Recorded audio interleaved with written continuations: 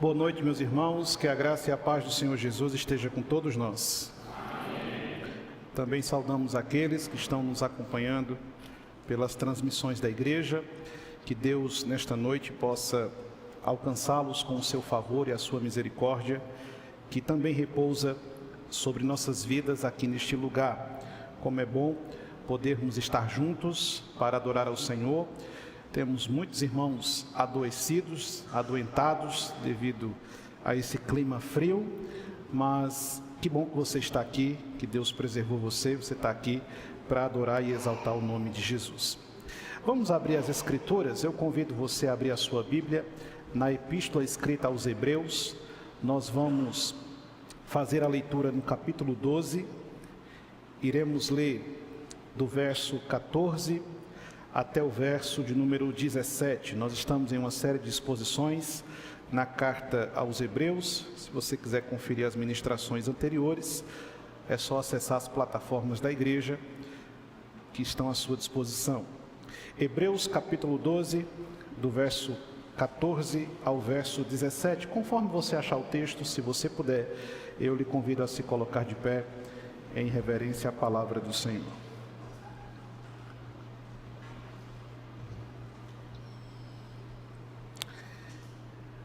Assim nos diz o texto sagrado: segui a paz com todos e a santificação, sem a qual ninguém verá o Senhor, atentando diligentemente porque ninguém seja faltoso, separando-se da graça de Deus, nem haja alguma raiz de amargura que brotando vos perturbe, e por meio dela muitos sejam contaminados. Nem haja algum impuro ou profano como foi Esaú, o qual por um repasto vendeu o seu direito de primogenitura. Pois sabeis também que posteriormente, querendo herdar a bênção, foi rejeitado, pois não achou lugar de arrependimento, embora com lágrimas o tivesse buscado. Que o Senhor nos abençoe com a sua bendita palavra. Vamos orar? Feche seus olhos, vamos buscar a iluminação do Espírito Santo.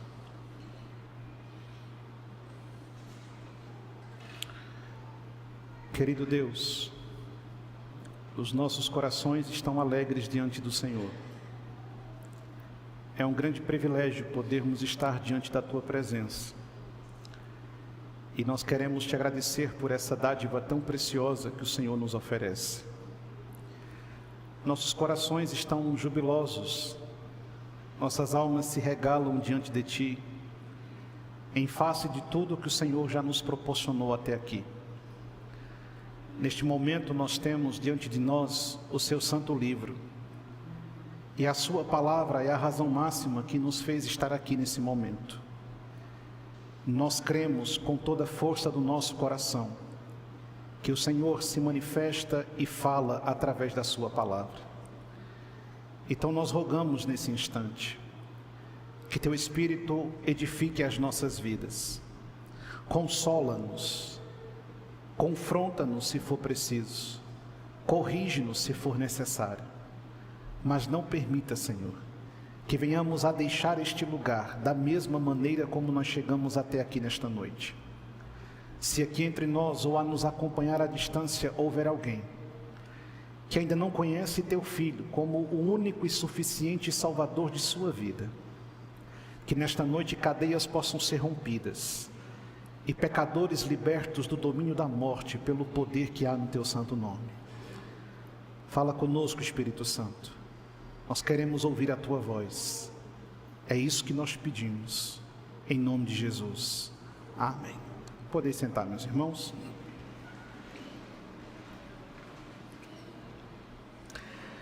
O caminho dos santos pelas trilhas do mundo. Estamos na segunda perícope do 12º capítulo da carta escrita aos Hebreus. Na primeira sessão deste capítulo, o autor bíblico mostrou-nos como é preciso perseverarmos diante das lutas, provações e dificuldades que a vida cristã irá nos impor. mostrou-nos de maneira muito contundente como o nosso Deus trata-nos como filhos, portanto exercendo sobre nós uma disciplina que é profundamente paternal. O Senhor corrige todo filho que ama, e todo aquele que de fato é nascido de Deus, por mais que amargue as agruras e os sofrimentos que tal disciplina possa trazer, compreende ser isso plenamente satisfatório para a sua vida, a fim de que sua alma possa ser preservada e seu coração poupado das investidas do adversário. Agora, nessa segunda sessão do 12º capítulo, o autor de Hebreus parece dar um salto retroativo, com o propósito de nos fazer ter como pano de fundo as verdades que foram reveladas no capítulo de número 11. No capítulo de número 11, nós vimos como o autor sagrado mostrou-nos uma galeria de homens piedosos que viveram vidas dignas de notoriedade a serviço do Senhor, como exemplos de fé prática, tangível, contundente, de homens que viveram e dedicaram sua existência para obedecer o propósito de Deus. Agora, no 12º capítulo, ele torna a citar um personagem que foi excluído do 11º capítulo. Ele cita a pessoa de Esaú. E isso não é feito de forma aleatória, há um propósito e um objetivo na proposta do autor de Hebreus.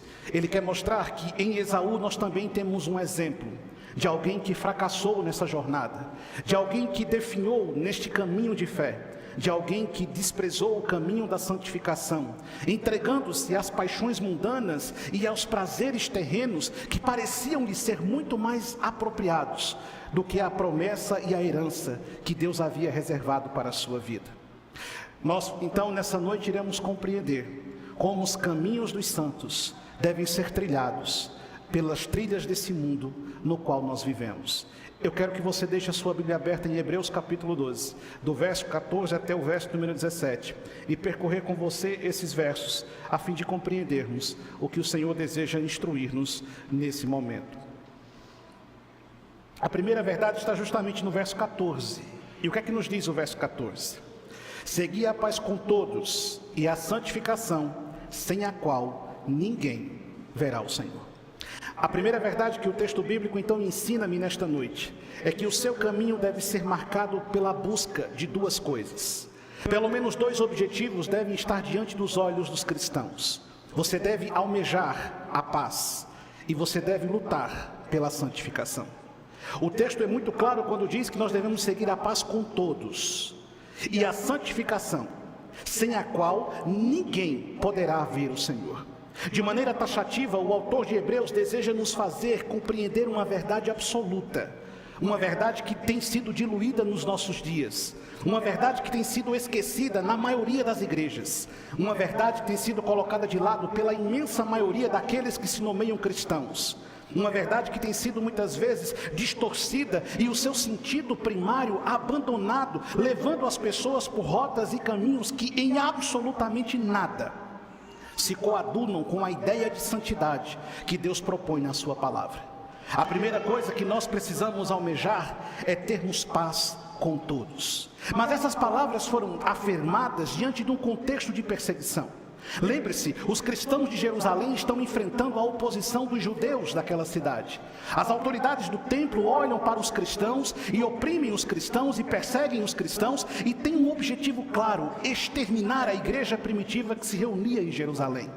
Esses cristãos estão enfrentando a oposição dos judeus, esses cristãos estão enfrentando a oposição do Império Romano, esses cristãos estão sofrendo as pressões do mundo, esses cristãos são odiados em todo lugar aonde chegam, pelos mais diversos tipos de nacionalidade. Aonde eles colocam a planta dos seus pés, as pessoas rivalizam com eles pelo simples fato de eles serem cristãos. E em contrapartida a essa terrível realidade, o autor bíblico está afirmando que aqueles cristãos precisam ter paz com todas as pessoas. Mas como ter paz quando nós somos odiados? Como ter paz quando somos hostilizados? Como ter paz quando enfrentamos a rejeição da sociedade, quando lidamos com o opróbrio do mundo, quando experimentamos em nossa vida toda sorte de sofrimento por uma simples razão, a razão de sermos cristãos? Se naqueles dias eles enfrentavam sérias oposições, em nosso contexto atual a mesma realidade se revela. Talvez não nas mesmas proporções que aqueles primitivos cristãos, mas também vivemos em um mundo que nos odeia. Estamos em uma sociedade que nos rejeita. Estamos em uma cultura que nos oprime. Estamos em um mundo que cada vez levanta a sua voz com o objetivo de silenciar a mensagem do Evangelho e tem um propósito claro, que é banir todo e qualquer discurso cristão dos meios públicos de acesso das pessoas. Vivemos em um ocidente que definha, aonde a fé cristã é hostilizada, rivalizada e banida em todas as direções que você possa pensar.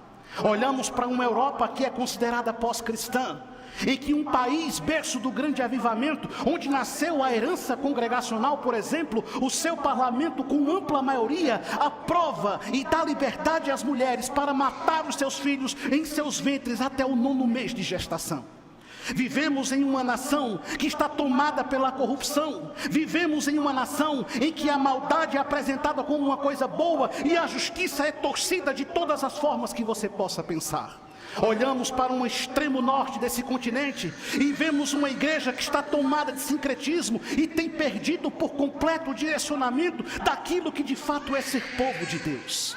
E diante deste contexto avassalador, é preciso que tenhamos essa clara consciência: o mundo nos odeia pelo simples fato de sermos cristãos. E se o mundo bate palma para você, é porque você não é um cristão. Se o mundo aplaude uma igreja, é porque essa igreja deixou de ser a igreja de Jesus Cristo.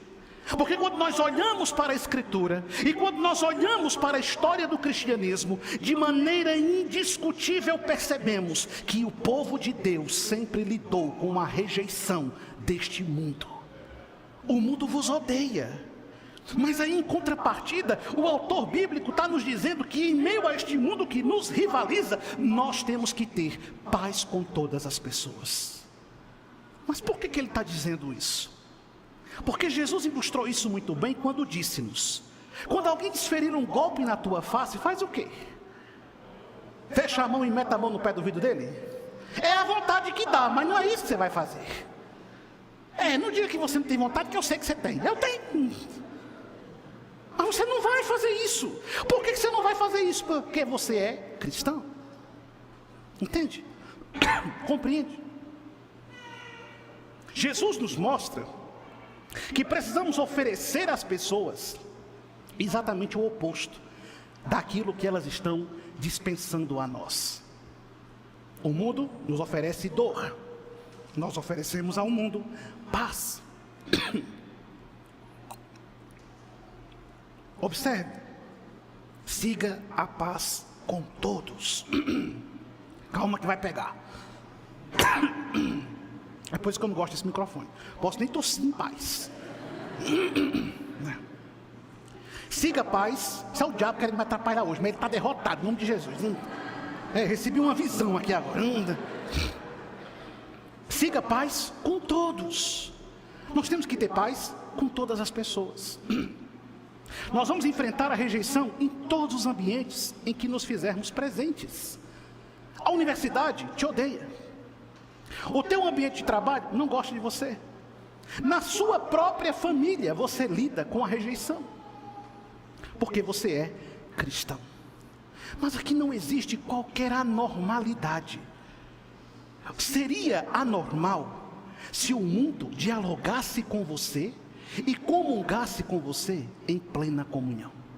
Aqui seria o grande problema. Jesus Cristo foi muito claro ao dizer: no mundo vocês terão aflições. Mas aí o texto bíblico me desafia a oferecer a esse mundo de rivalidade a paz. Você é aquele que levanta a bandeira da paz. Você não é aquele que desfere o primeiro golpe. Você não é aquele que desembanha a primeira espada. Você não é aquele que parte primeiro para o confronto. Você é aquele que luta em todas as instâncias pela paz. Porque a Escritura diz que bem-aventurados serão os pacificadores. Entende? Neste mundo Deus nos constituiu como embaixadores da paz. É isso que nós somos. Mas imagine você, Você, enquanto cristão, sendo uma pessoa conhecida pela sua intempestiva forma de agir, você é aquele que agride com palavras e atitudes, você é aquele que responde de maneira enérgica às dificuldades e às circunstâncias adversas que acontecem pelo caminho. Quando Deus diz que você tem que buscar a paz com todos. O apóstolo Paulo, lá em Romanos, no capítulo 12, o verso número 18, ele diz o seguinte: se possível, no que depender de vós, tende paz com todos. Ele coloca condicional aqui: se for possível, e naquilo que depende de você, porque tem coisa que não depende de você, tem coisa que foge ao seu controle, tem coisa que está para além do seu domínio, mas aquilo que depender de você, nisto você tem que ter paz com todo mundo. Compreende? Naquilo que está sob o seu controle, você precisa ser um pacificador. Então Paulo concorda com o autor de Hebreus, que afirma que nós precisamos, em nosso caminho de santidade, buscar a paz, cultivar a paz, lutar pela paz, promover a paz. Só que paz não é ausência de guerra, só que paz não é ausência de conflito. Não, nós não vamos construir um mundo abençoado e feliz. Jesus não disse isso em canto nenhum. Algumas seitas acreditam que a missão deles é construir nesse mundo uma sociedade perfeita. Eles estão tentando e fracassaram até agora. Eu não tenho como construir um mundo perfeito, mas eu tenho neste mundo como ser um promotor da paz. De uma paz que somente Cristo pode dar. E nós somos portadores dessa paz, porque Jesus disse: a minha paz Ele lhe deu. Então você tem essa paz, você é portador dessa paz, você é um promotor da paz. Você não é aquele que gosta da quizumba, da briga, da confusão. Não, você não pode ser, não. Ai, mas eu nasci assim, eu cresci assim, eu vou morrer assim. Se converta, toma vergonha na sua cara. Você tem que ser uma pessoa da paz, mas não é para ser zen, leso, não é isso não. Agora você é uma pessoa pacífica, entende? Você é uma pessoa pacificadora. Você vê dois bodes brigando e você faz o quê? Você separa. Você não instiga. Sabe aqueles moleques ruins de escola? Lembra quando vocês estudavam? Aquelas pragas que ficavam ao redor, vendo os dois se matar. Vai. Não, você não pode ficar nesse grupo, não. Você é aquele que chega: deixa disso, para com isso. E às vezes, em nome de promover a paz, você vai levar uma mãozada de graça na sua orelha, mas você vai promover a paz. Vivemos em um mundo que está encharcado de ódio. A sensação que eu tenho é que as pessoas acordam de manhã e saem de casa pensando assim: com quem é que eu vou brigar hoje? Ou qual é a esculhambação que eu vou postar na rede social hoje? Ou qual é a farpa que eu vou soltar? Qual é a indireta que eu vou mandar? Qual é o moído que eu vou arrumar? Em um mundo cheio de todo tipo de guerra, você é aquele que vai na contramão disso. Você procura a paz. Mas não apenas a paz, você almeja a santificação. Porque você entende, à luz das Escrituras, que a santificação é um elemento indispensável para que um dia você esteja diante de quem? De Deus. Porque está sendo muito claro: sem essa santificação, ninguém, absolutamente ninguém, não vai ter exceções, não haverá concessões, não terá arrumadinho, ninguém verá o Senhor. Ele tem plena concordância com o que está dito por Pedro, lá em 1 Pedro, no capítulo 2, o verso 23, o apóstolo Pedro diz: pois ele, quando ultrajado, não revidava com ultraje, quando maltratado, não fazia ameaças, mas entregava-se àquele que julga retamente. 1 Pedro capítulo 1, verso 15 e 16. Pelo contrário, segundo é santo aquele que vos chamou, tornai-vos santos também vós mesmos em todo o vosso procedimento, porque está escrito: sede santo, porque eu sou santo. O que é que Pedro está dizendo? O que o autor de Hebreus está falando. Nós precisamos ser pessoas que almejam a santidade. Nós precisamos ser pessoas que almejam uma vida santa. Mas se existe uma área que a igreja dos nossos dias tem uma imensa, gigantesca dificuldade de entender, é quando nós falamos sobre santificação. Aí nós temos um grupo que acha que ser santo é assumir um estereótipo delegado pela igreja. Nós temos um grupo que pensa que ser santo é assumir um padrão estético que alguém disse que era um sinônimo de um verdadeiro santo. Aí você escuta coisas estranhas do tipo: um homem santo não deixa a barba crescer. Tem um bocado aqui que vai para o inferno. Eu não vou não, está bem feitinha. Um homem santo não usa cavanhaque. Um homem santo não bota bermuda, só anda de calça. Eu vi esses dias dizendo que um homem santo, ele não dorme, ele tem que dormir de calça e ele toma banho de roupa.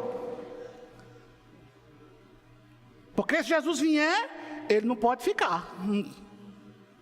Eu fico pensando, como é que ele faz na hora de ir no banheiro? Seguir o fluxo natural da vida dele. Quer dizer que Jesus vier naquela hora, você fica? Você sobe daquele jeito. Uma mulher santa é uma mulher que não corta cabelo. Uma mulher santa é uma mulher que não veste calça. Uma mulher santa é uma mulher que não coloca adornos. Uma mulher santa é uma mulher que não usa maquiagem. Já ouviu esses negócios? Já escutou isso? Nada disso é sinônimo de santificação. A Bíblia exalta a modéstia, sim, mas isso não é sinônimo de santificação. Aí nós temos então outro grupo que diz: tudo isso é besteira, então vamos viver uma vida liberal e desregrada. Também está errado. E há uma profunda dificuldade nos cristãos de nossa época de compreender o que é essa santificação que Deus propõe a cada um de nós. Deus deseja que sejamos santos. Mas que tipo de santos? Antes da reforma, os cristãos diziam: para sermos santos, vamos nos trancar dentro de 4 paredes, vivermos rezando do amanhecer até o anoitecer, não vamos ter contato com as pessoas lá de fora, vamos ser verdadeiros santos. Aí eles descobriram que o pecado atravessa paredes. Aí eles descobriram que portas grossas não impedem o pecado de agir. E aí a reforma então vai dizer o seguinte: não é assim que nós vamos viver a santidade. Como nós vamos ver a santidade? Nós vamos abrir as portas, nós vamos sair para as ruas e nós seremos testemunhas vivas de Jesus Cristo. Nós seremos santos no trabalho, nós seremos santos na escola, nós seremos santos na universidade, nós seremos santos na família, nós seremos santos em todas as coisas que nós façamos, porque nós somos testemunhas de Cristo. Ser um verdadeiro santo. Entende? Não tem a ver com essas normas criadas e inventadas e constituídas pelas pessoas. E aqui eu não estou discutindo a sinceridade e a fé de seu ninguém. Agora, isso não é exemplo e sinônimo de santificação. A palavra que define esse tipo de postura é legalismo religioso. E isso é ineficaz, inoperante, segundo a própria Bíblia, para combater os efeitos do pecado na minha vida. Só que a gente se apega a essas coisas e acredita que praticando essas coisas, vivendo essas coisas, nós seremos verdadeiros santos. Aí você acha que a sua santidade depende do tamanho do seu cabelo. Aí você quer competir com a Rapunzel, quer entrar para o Guinness Book. Aí você acha que a sua santidade depende do fato do tamanho da saia que você vai usar. Aí você acha que a sua santidade tem a ver com o tanto de roupa que vai cobrir seu corpo. E essas coisas são inúteis contra o pecado. E você condiciona a sua santidade a esses elementos. E não tem absolutamente nada a ver com o que Deus fala sobre ser uma pessoa santa. Porque não adianta, minha irmã, você não cortar o cabelo, ter uma saia comprida, se a sua língua continua servindo Satanás. Não adianta, meu irmão, você não botar uma bermuda, se o seu coração continua sendo o trono do maligno. Não adianta absolutamente nada você cumprir regras e normas de uma denominação, se a sua vida não experimentou um verdadeiro lavar transformador da graça do Senhor Deus. Não adianta nada. Não adianta absolutamente nada. Essa santidade que nós devemos buscar e almejar é uma santidade que cresce em nossas vidas, modificando o nosso procedimento, porque Deus é santo. Então eu tenho que ser santo. A santificação não é algo facultativo, muito pelo contrário, é indispensável. Ninguém que não seja santo não vai entrar no céu. Quem está afirmando isso? Deus, não sou eu, é Deus. Você deve buscar a paz e você deve buscar a santificação. Mas o seu caminho é também marcado por um segundo aspecto. Veja o que está escrito no verso 15. Atentando diligentemente, porque ninguém seja faltoso, separando-se da graça de Deus, nem haja alguma raiz de amargura que brotando vos perturbe, e por meio dela muitos sejam contaminados. Eu quero me prender a parte A desse verso, no primeiro momento. O seu caminho, na busca por essa santificação, não é um caminho de uma jornada solitária, mas é um caminho coletivo e espiritual. Olha o que ele está dizendo na primeira parte do verso. Atentando diligentemente, porque ninguém seja faltoso. Aqueles que se separam da graça de Deus. Ou seja, o autor de Hebreus está afirmando que nós temos uma responsabilidade uns para com os outros. Nós somos responsáveis uns pelos outros. Logo, a vida cristã, ela não é trilhada de maneira solitária. E por que ela não é trilhada de forma solitária? Por uma razão muito simples. Deus comparou você com que animal?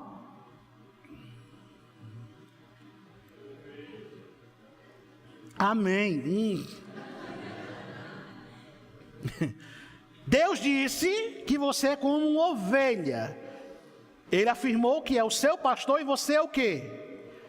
Rebanho dele. Você é ovelha. É da natureza da ovelha andar como? Em rebanho. Quem é que gosta de andar só? É o bode. O bode é uma desgraça, né? O bode só anda só. O infeliz não sabe andar em grupo. O bode come qualquer coisa. Nunca vou esquecer daquele bode de cabaceira. Eu vi o bode comendo espada de São Jorge. Sabe o que é a espada de São Jorge? Meu Deus, o bode comendo espada de São Jorge. Eu não vi um bicho comer aquilo, mas o bode come.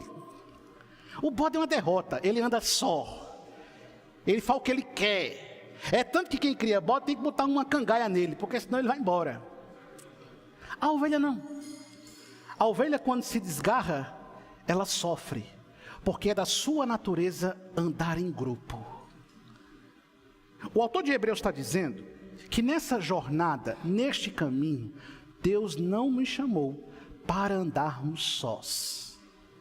Nós temos que andar em conjunto. Isso é tão explícito no Novo Testamento, que Jesus, quando mandou os seus discípulos evangelizarem, ele disse que eles deveriam ir como? De 2 em 2. Não vai só. Tem que andar junto. Ele está afirmando que nós temos a responsabilidade de sermos cuidadosos. A palavra atentar aqui significa observar, cuidar, zelar. Nós temos o dever de cuidar um do outro, para que ninguém sucumba na falta do pecado. E isso tem plena harmonia com o que Paulo diz, por exemplo, lá em 1 Tessalonicenses, no capítulo 5, no verso 11. E lá está escrito o seguinte: consolai-vos, pois, uns aos outros, edificai-vos reciprocamente. Eu edifico você e você me edifica, como também estás fazendo. Verso 14 e 15 do mesmo capítulo 5 de 1 Tessalonicenses: exortávamos também, irmãos, a que admoesteis os insubmissos, ou seja, corrija o insubmisso, confronta o insubmisso, consola o desanimado, ampara o fraco, seja longânimo para com todos. Evitai que alguém retribua ao outro mal por mal, pelo contrário, segui sempre o bem entre vós e para com todos. O que Paulo está dizendo? O que o autor de Hebreus está afirmando: nós temos uma responsabilidade, a responsabilidade de tomar conta da sua vida. Mas não é o sentido de bisbilhotar. Aqui não é margem para bisbilhoteiro, não. Aqui é uma missão para o povo de Deus. Eu tenho o dever de me preocupar como anda a sua vida. E você tem o dever de se preocupar como anda a minha vida. E nós temos o dever de notar o fraco e estimular o fraco. Nós temos o dever de perceber o insubmisso e confrontar o insubmisso. Ei, cara, não é por aí não. Nós temos a obrigação de ver aquele que está tombando, já capengando, já parando e dizer: ei, levanta, eu estou com você, vamos andar mais um pouco. Nós temos o dever de consolar o que precisa de consolo. Nós temos a responsabilidade de exortar o que precisa de exortação. Nós temos a missão de estimular aquele que precisa de estímulo. Nós temos o dever de colocar nos ombros aquele que precisa ser carregado. Ah, pastor, eu não quero fazer isso não. Então você é bode. Vá berrar bem longe. Porque Deus chamou você para ser ovelha. E aí na lógica da ovelha não fica ninguém para trás. Ele está dizendo: atentemos com diligência. A palavra grega aqui é com perícia profunda.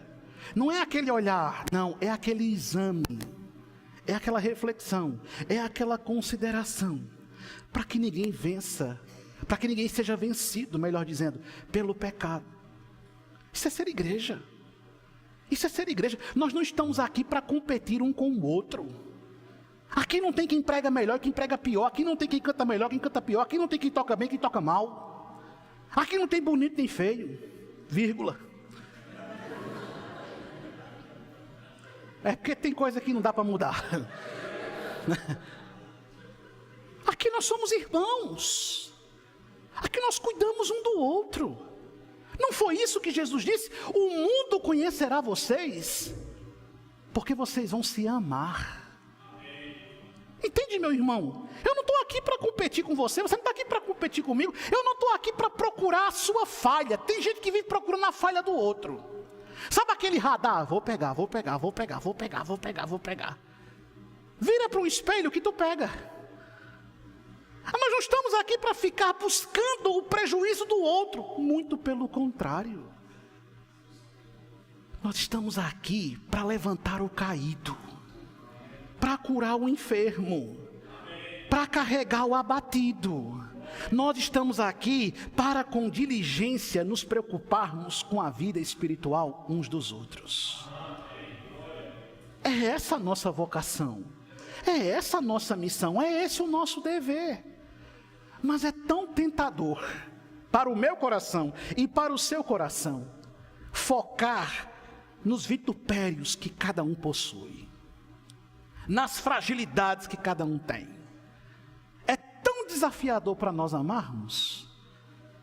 É porque a Bíblia me chama a amar pessoas que eu gosto e pessoas que eu não gosto.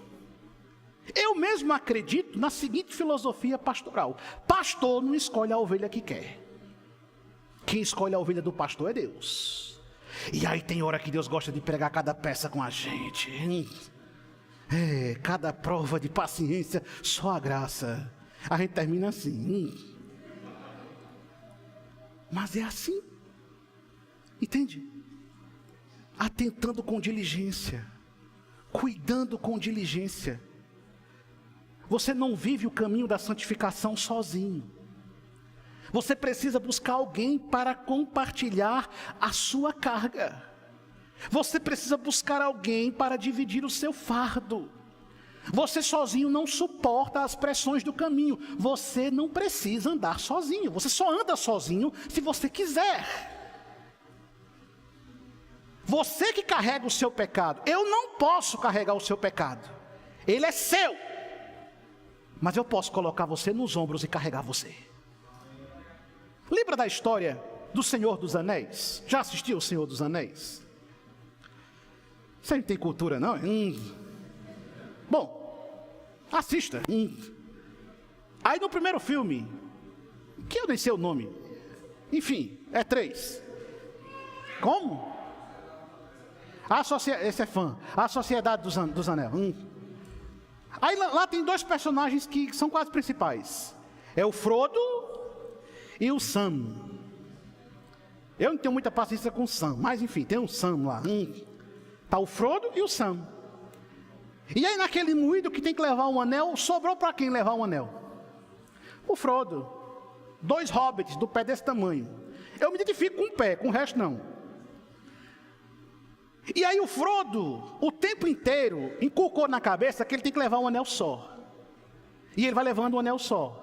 Só que quanto mais ele se aproxima da montanha da destruição, ou da perdição, sei lá como é que chama, onde está saindo fogo, quanto mais ele se aproxima dali, mais o anel pesa, e a maldade do anel o cerca, o envolve. E se você prestou atenção no enredo do filme, as pessoas que compunham aquela sociedade do anel, todas foram ficando para trás. Mas houve um que permaneceu até o fim, mesmo sendo expulso várias vezes pelo Frodo, que é o Sam.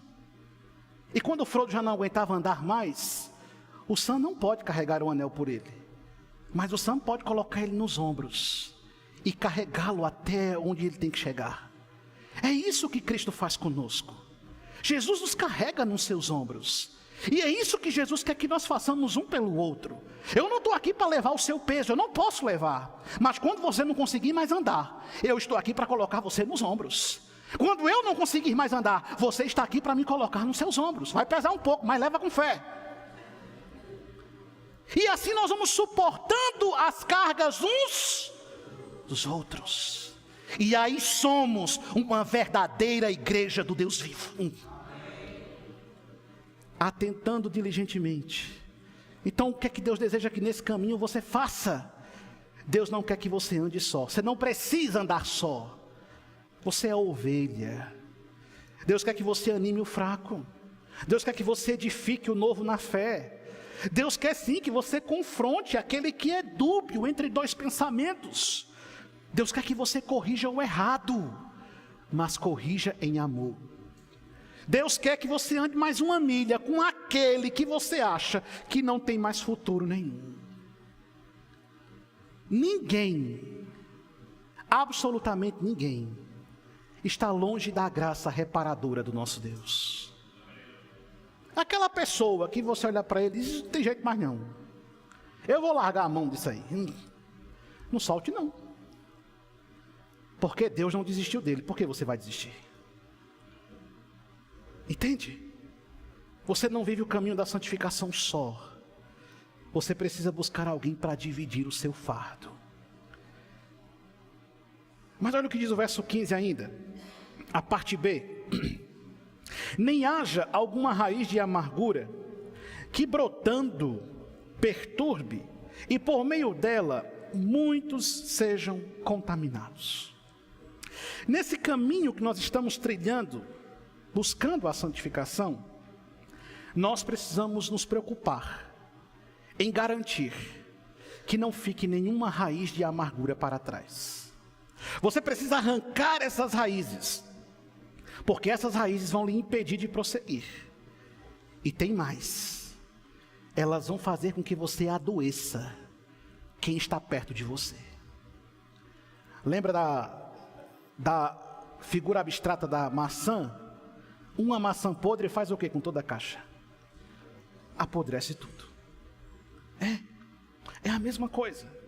Você precisa arrancar as raízes de amargura, porque Deus comissionou você a seguir por esse caminho para você viver uma novidade de vida. Eis que tudo se faz novo. Não pode permanecer nas antigas práticas, não pode permanecer nas antigas obras, não pode permanecer nos antigos hábitos. É preciso arrancar as raízes de amargura, que vão brotando e que vão perturbando sua alma. Porque nós somos criaturas pecaminosas. A santidade não nos exime da possibilidade de pecar. Somos santos pecadores. Pecamos. Pecamos por palavras, pensamentos e ações. Pecamos até dormindo. E aí muitas vezes amarguras vão crescendo dentro de nós e vão sufocando a nossa fome e sede de justiça. E vão sufocando o nosso anseio por uma vida piedosa e santa. E vão sufocando a nossa busca pela palavra e o conhecimento do Senhor. E vão sufocando o nosso desejo de mais de Deus. E vão embriagando o nosso ser. E aí nos tornamos pessoas amargas, extremamente amarguradas. Já se aproximou de gente assim? Como é que você fica depois de conversar com pessoas assim? Parece que você vem carregando uma tonelada nas costas. Porque é aquela pessoa que já não vê mais o brilho do sol. É aquela pessoa que já não vê mais a beleza da lua. É aquela pessoa que já não consegue perceber a suavidade da brisa do vento. É aquela pessoa que vegeta, não vive. É aquela pessoa que para tudo ela tem uma perspectiva negativa. E daí vem o perigo de contaminar os outros, do qual o autor de Hebreus está falando aqui. Ele começou dizendo: vivemos em um mundo que nos hostiliza, e nesse mundo precisamos ter paz com todos. Aquele que é amargurado não quer ter paz com ninguém, porque não tem paz consigo mesmo. E aí ele culpa todo mundo pelas dificuldades que a vida dele traz. E aí ele culpa todo mundo pelas amarguras, pelos sofrimentos, pelas perdas, pelos danos. E aí ele responsabiliza os outros, ele terceiriza, ele escamoteia a sua responsabilidade, e ele acha que a vida que ele tem é culpa daquilo que aconteceu fora, externo, e na verdade ele sabe lá no fundo que são consequências que ele mesmo semeou. Aí o profeta Jeremias chega e pergunta: do que é que você se queixa? Você se queixa dos seus próprios pecados, das coisas que você plantou, das coisas que você semeou, daquilo que você escolheu, do caminho que você abraçou. E agora é muito fácil dizer: o universo conspira contra mim. Oh, vida cruel! Eu sou o mais infeliz de todos os homens. Mas que escolhas você fez? A Escritura diz: diante de você há duas possibilidades. Existe a vida e existe o quê? A morte. Aí o próprio texto bíblico diz: escolha o quê? A vida, para você viver. Vamos aplicar isso. Obedeça a Deus e Ele vai te abençoar. Honre a Deus e Ele vai lhe honrar. Seja fiel a Deus, porque Deus tem sido fiel a você. Seja zeloso com as coisas de Deus, e Deus não deixará faltar nada para você. Agora, como você quer o favor de Deus se você vive na desobediência do pecado? Como você quer o favor de Deus se você vive na rebelião franca contra Ele? Como você quer o cuidado de Deus se você deixou que a sua vida fosse dominada pela amargura? E aí mais nada presta para você. A igreja não presta, o culto não presta, o louvor não presta, a pregação não presta, o pastor não presta, os irmãos não prestam, ser crente não presta, nada para você presta. Por quê? Porque o seu coração está encharcado, tomado por ervas daninhas chamada amargura. Aquela coisa, sabe? Se a gente fizesse o que Jesus manda, a gente não acumulava tranqueira na vida da gente, não. Você de vez em quando não faz um detox? Não faz? Faz, que eu sei que sai, faz. Você bate aquele monte de mato que disser para você e toma, que vai limpar, né? Tem hora que você tem que fazer um detox espiritual também, meu amado. Tem hora que você tem que ser inteligente, porque a gente inteligente perdoa. E o que é perdoar? Perdoar não é esquecer, não é amnésia, não. Eu perdoar e esquecer. Não, isso é amnésia, isso é uma patologia. Não é esquecer, é tomar uma decisão. Que decisão? Que aquilo não vai mais afetar a minha vida. Que aquela ofensa não vai mais me ofender, que aquela postura não vai mais me atingir, que aquele discurso não terá mais influência sobre o meu sono, que aquela pessoa não vai mais tirar o meu sossego. É tomar uma decisão de perdoar. Aí Jesus disse: quando você tiver um problema com alguém, faz o quê? Hein? Se emburre, cruza os braços, sente no chão e chore. É isso que está escrito na sua Bíblia? Não! Tem problema com alguém? Faz o quê? Vá até ele, procure ele, converse com ele, seja crente. Porque o crente é sim, sim, acabou-se. Mas ao invés de falar com ele, você roda o globo terra, parece o diabo dando a volta no globo, né? Fazendo o quê? Falando dele, difamando ele, caluniando ele, apontando ele, e era tão mais fácil você ir até ele. Ele não quis te ouvir, faz o quê? Chama duas pessoas. Ele continua sem querer ouvir, faz o quê? Hein? Leva para onde? Leva para a igreja. Continua sem querer ouvir, então ele não é crente. Eu desconfio de quando eu vejo um crente dizer assim: eu não perdoo. Aí eu penso comigo: vai para o inferno. Vai, de cabeça para baixo, no tobogã do fogo. Vai. Você não perdoa? Ué, Deus perdoou uma coisa ruim igual a você. E por que você não perdoa? Por que é que você não libera perdão? Você é melhor do que Deus? Deixa-me dizer uma coisa: no céu só entra perdoados e perdoadores. Amém, igreja? Não pode crescer no seu coração raízes de amargura. Isso torna deficiente a sua vida espiritual. Isso aleja completamente a sua saúde emocional. Isso trava a sua vida e impede você de avançar no reino de Deus, de prosseguir na vida cristã. O pecado negligenciado se torna uma raiz de amargura e vai contaminar tudo ao seu redor. A amargura é um sinal de um coração que perdeu o foco da graça de Deus. E o pior de tudo mais, impede você de gerar frutos dignos de arrependimento. E ainda deixa você com prega no rosto. Porque você anda de cara feia, com a cara engilhada, parece um maracujá mochila. Tá de cara feia para todo mundo, parecendo um pitbull doido para dar uma mordida. Aí entra, chega e pega de cara feia, desmanche sua cara feia, que ninguém tem obrigação de ficar para sua cara feia, não. Ela já é feia o suficiente. Não. Alegrai-vos no Senhor. Outra vez eu vos digo. Ué, Jesus está dizendo que não tem problema? Eu sei que você tem problema, eu também tenho.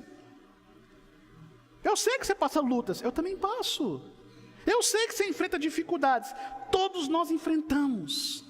Mas uma postura amargurada não vai mudar nada a sua vida. Absolutamente nada. É preciso que nós tenhamos cuidado durante o caminho de arrancarmos as raízes da amargura, para que elas não sufoquem a nossa alegria de servir a Deus. Tem tanta gente que perdeu a beleza de viver o Evangelho. Tem tanta gente que perdeu o prazer de estar na presença do Senhor. Tem tanta gente que perdeu a alegria de louvar a Deus, de subir à casa de Deus, de se alimentar da palavra de Deus, porque a vida foi tomada por essas amarguras. Porque deixaram de olhar para a cruz. Olhe para a cruz. Mas olha o verso 16. Nem haja algum impuro ou profano, como foi Esaú, o qual por um repasto ou um prato de lentilha, vendeu o seu direito de primogenitura. Ele cita Esaú de uma forma muito objetiva, contrastar aquilo que está escrito no capítulo 11. Lá no capítulo 11 nós temos diversos exemplos de homens de fé. E aqui ele cita Esaú como um exemplo de alguém que desprezou a promessa de Deus, que desprezou a herança do Senhor. O caminho da santidade não troca, preste bem atenção, não troca o eterno pelo trivial e momentâneo. O santo de Deus não troca a eternidade por aquilo que é momentâneo, trivial e passageiro. O santo de Deus tem em alta consideração o seu bem mais precioso. E qual é o seu bem mais precioso? É a salvação que Cristo lhe concedeu. Isso não tem preço. E isso é incomparável, e isso é insubstituível, e isso é inegociável. O Santo de Deus não troca isso por nada. Mas por que ele cita Esaú? Porque foi exatamente o que Esaú fez. Esaú é o primogênito, Esaú é o herdeiro legítimo, Esaú nasceu com a primogenitura, Esaú era aquele que receberia a bênção. Mas um pouco antes da estratagema questionável de Jacó, o livro do Gênesis nos diz que Esaú, quando volta do campo e está diante do seu irmão, o seu irmão lhe oferece, ele está morrendo de fome, faminto. Aí o seu irmão diz: é o seguinte, eu tenho comida aqui. Ele fala: me dá um pouco dessa comida, um prato de lentilhas. Jacó, como era muito esperto, diz: eu te dou, se primeiro você me vender a sua primogenitura.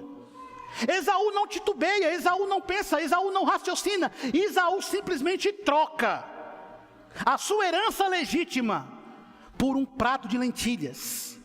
Esaú troca o seu direito de herdeiro por um prazer momentâneo para matar sua fome. E é exatamente o que muitas vezes nós fazemos. Nós trocamos a eternidade por meia hora de prazer. Nós trocamos a eternidade por um momento de êxtase. Nós trocamos a eternidade por uma noite de farra. Nós trocamos a eternidade para irmos em lugares que Deus jamais gostaria que colocássemos os nossos pés. Nós trocamos a eternidade para levar uma vida questionável, tomada de imoralidade. Nós fazemos como Esaú, nós trocamos o céu por um prazer que dura ali alguns minutos.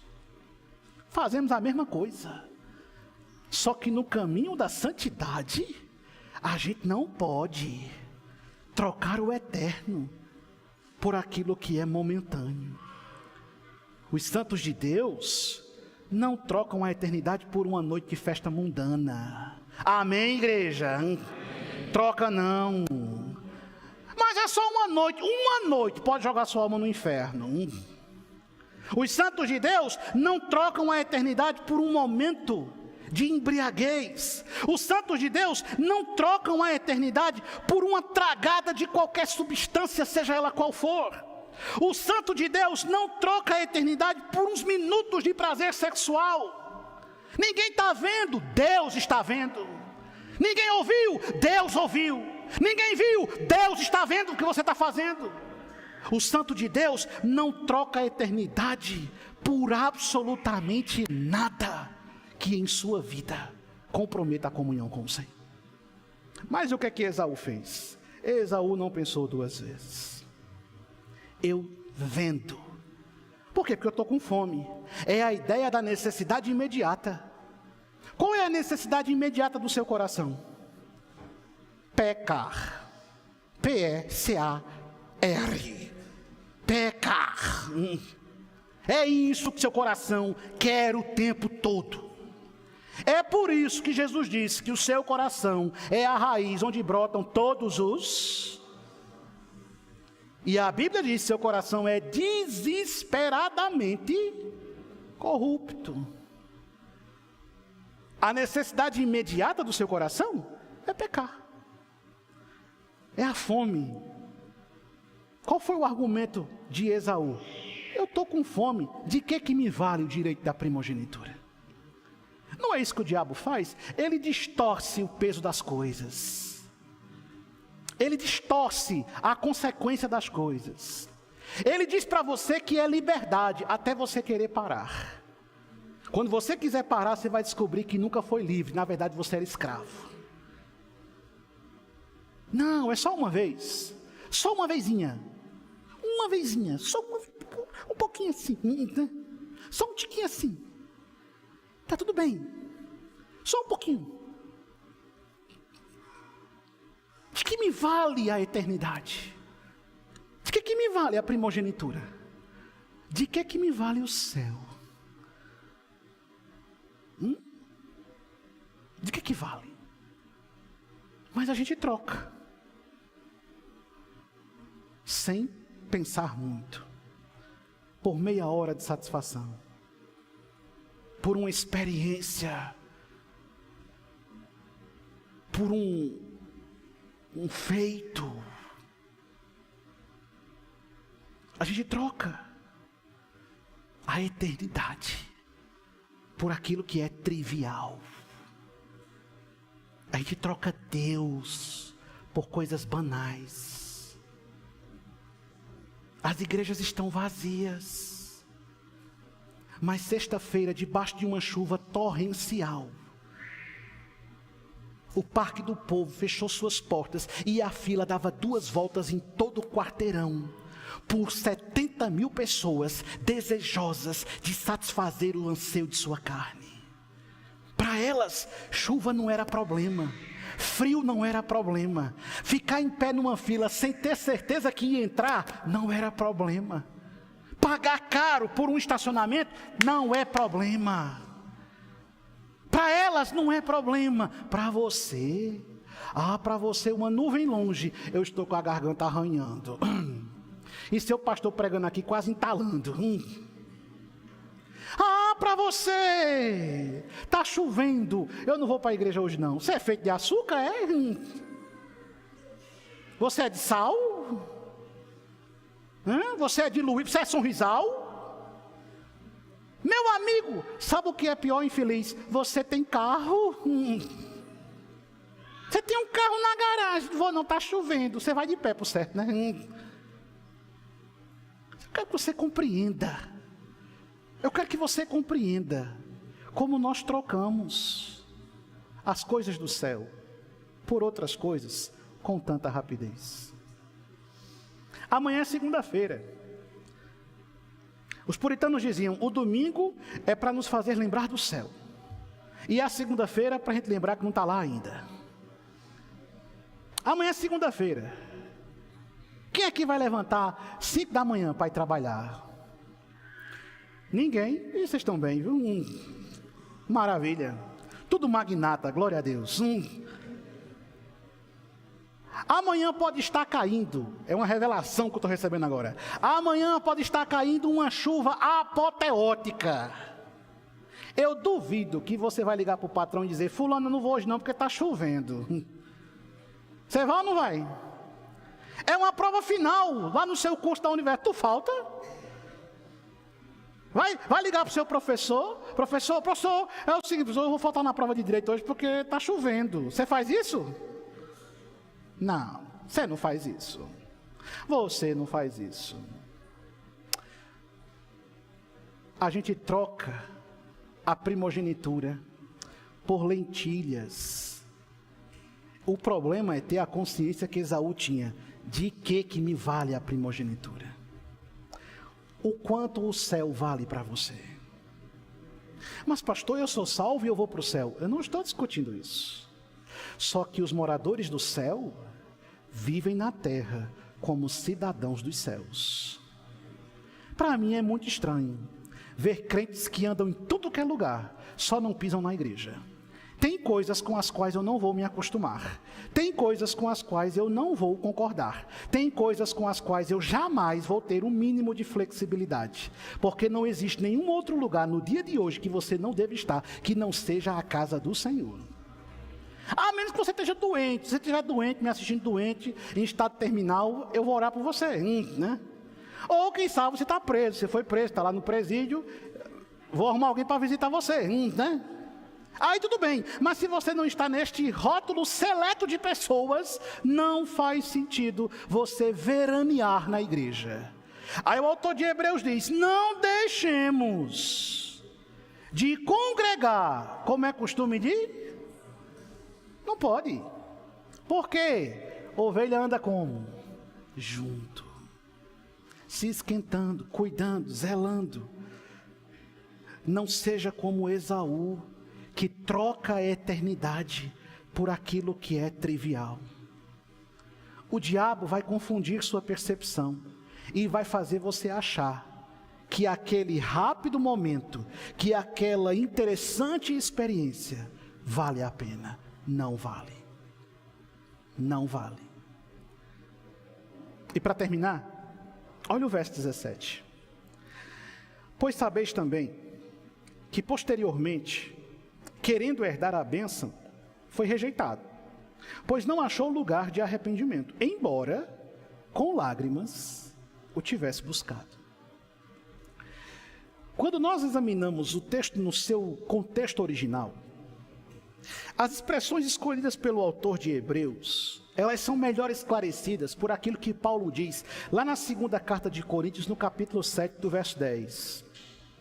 E lá Paulo diz o seguinte: porque a tristeza, segundo Deus, produz arrependimento para a salvação, que a ninguém traz pesar, mas a tristeza do mundo produz morte. A expressão de Paulo é a ideia de remorso. Esaú não experimenta verdadeiro arrependimento. Esaú experimenta remorso. Aquele sentimento nostálgico que se abate sobre nós quando nós pecamos, aí nós ficamos tristes, mas não nos arrependemos. Então logo a tristeza passa, a gente volta e faz tudo de novo. Entende? Aquele sentimento de tristeza, poxa vida, eu fiz isso, eu não devia ter feito isso, eu fiz isso, fiquei triste, mas aí passou a tristeza, eu volto correndo de volta para a lama, como se não tivesse acontecido nada. Isso não é arrependimento. Verdadeiro arrependimento gera transformação, gera mudança, gera uma atitude. Esaú não experimenta esse arrependimento, a única coisa que ele goza é remorso. É tanto que o texto está dizendo, ele não encontrou lugar de arrependimento.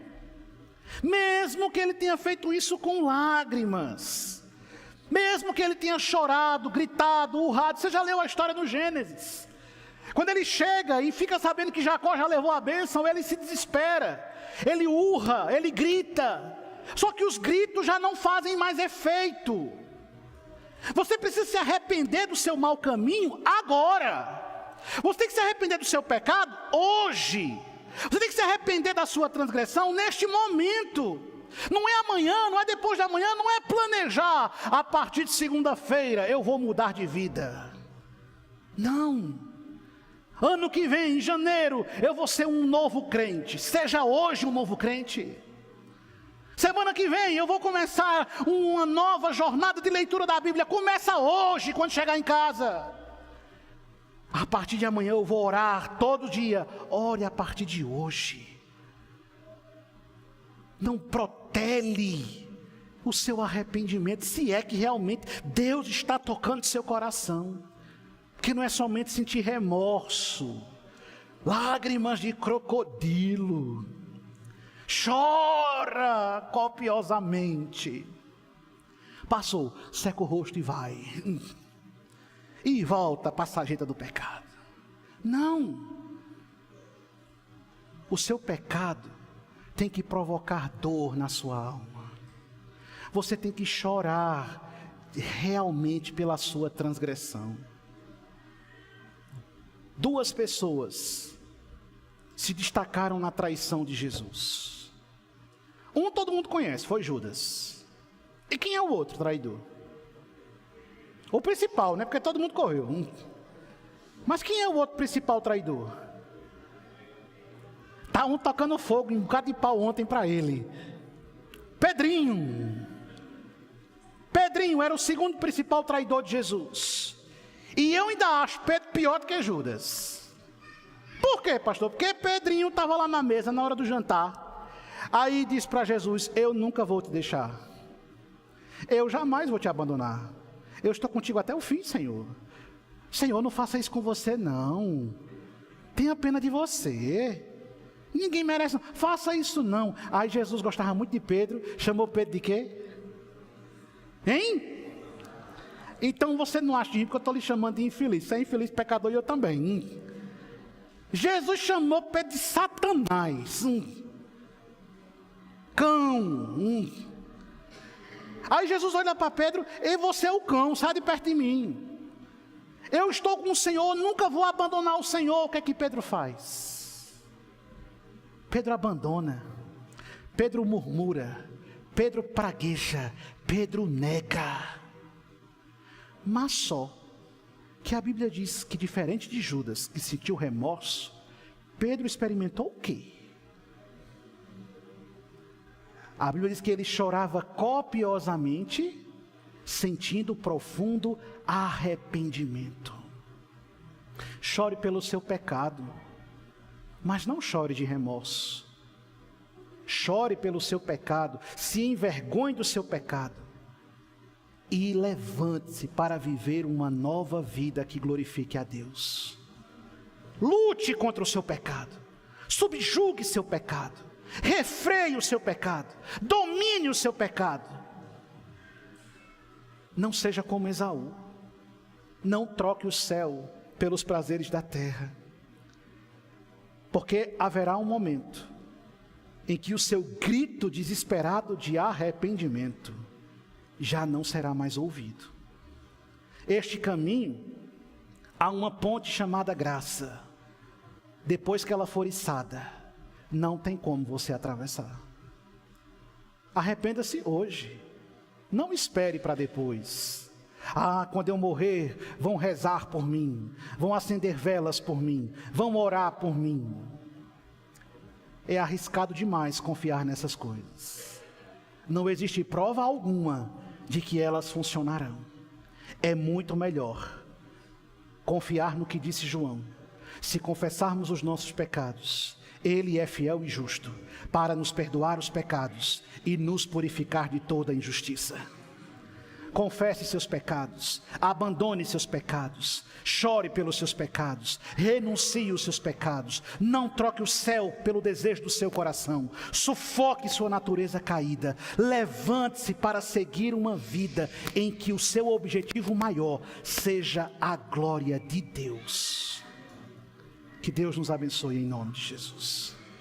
Curve sua fronte, feche seus olhos, vamos orar ao Senhor. Querido Deus, nós precisamos da Tua ajuda, Senhor. Nós carecemos profundamente da Sua doce misericórdia. O Senhor consegue enxergar o nosso coração de uma forma muito melhor do que nós mesmos. Somos pecadores, Senhor. Somos falhos, somos indignos. Existe em nós muitas coisas que precisam mudar. Quem sabe nessa noite nós estamos aqui com a nossa alma encharcada de amarguras, de coisas que vivenciamos ao longo da nossa vida, injustiças, traições, perdas, danos, escolhas erradas que fizemos. Quem sabe, Senhor, hoje a gente já não consegue mais perceber a beleza da vida que o Senhor nos concedeu. Talvez tenhamos perdido por completo o foco da Sua graça e da Sua misericórdia sobre nós. Tem de nós compaixão, Senhor. Tenha de nós misericórdia. Nós somos pecadores. Senhor, talvez tenhamos trocado, consciente ou inconscientemente, a eternidade por coisas passageiras, transitórias, deste mundo mau. Revele diante dos nossos olhos, Espírito Santo, tudo aquilo que tem nos impedido de sermos verdadeiros santos de Deus. Afasta de nós a soberba de acharmos que em nossa religiosidade construímos uma autêntica santificação. Afasta de nós os perniciosos conselhos do liberalismo, que considera essas coisas desprezíveis e desnecessárias. Senhor, nos ensina a sermos verdadeiros santos. Santos que têm como único propósito, através de nossas vidas, glorificar e exaltar o poderoso nome de Jesus. Nos ensina a sermos santos, que servem, que amam, que cuidam. Pai, coloca em nosso meio aqui nesse momento esse espírito fraterno de nos preocuparmos uns com os outros.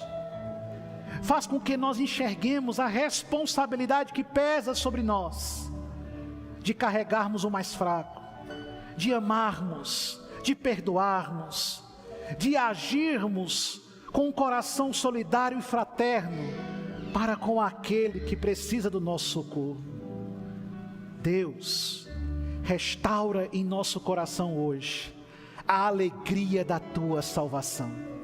Aquela alegria que fazia com que a santidade não fosse um fardo, mas um privilégio a ser buscado. Aquela alegria que fazia com que uma vida piedosa não fosse apenas uma vida de obrigações, mas uma vida de deleite, de prazer na tua presença.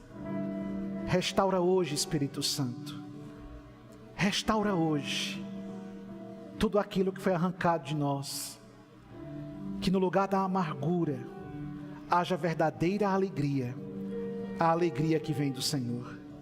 E nos ajuda, Senhor, a compreender que o céu será visto apenas pelos que vivem para o Senhor aqui nessa terra.